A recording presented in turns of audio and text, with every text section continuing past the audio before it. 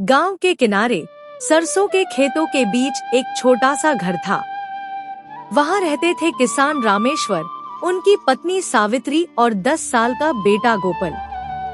गरीबी उनके आंगन की मिट्टी में घुली हुई थी, लेकिन प्यार ऐसा था कि हर कठिनाई छोटी लगती थी।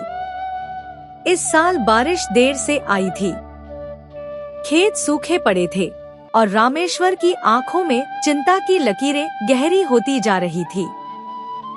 गोपाल रोज खेत में जाता, मिट्टी उठाकर देखता और कहता, अम्मा, बारिश कब आएगी? बिना पानी के फसल कैसे होगी? सावित्री हल्की मुस्कान के साथ जवाब देती, बेटा, बारिश आएगी।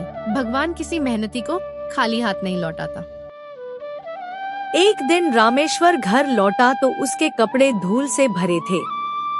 उसने सावित्री से कहा, सुनो, बीज बच गए हैं बस आखिरी बार के लिए। अगर इस बार भी बारिश नहीं हुई तो कुछ नहीं बचेगा।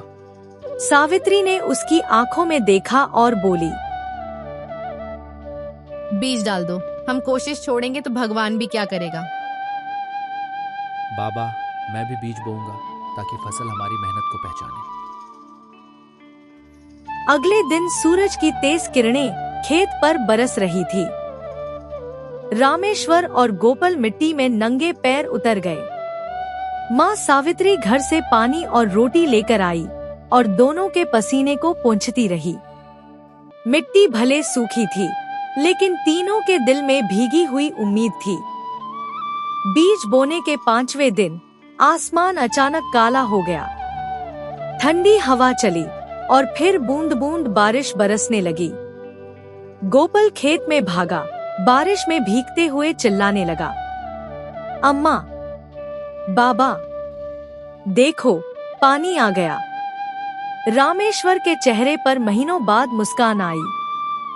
सावित्री ने दोनों को बारिश में नाचते देखा और उसकी आंखें भर आईं। उसने आसमान की तरफ देखा और कहा, धन्यवाद भगवान, हमारे वादे को सुनने के लिए। महीनों बाद खेत हरे भरे हो गए। सरसों के पीले फूलों ने मानो गांव की तस्वीर बदल दी।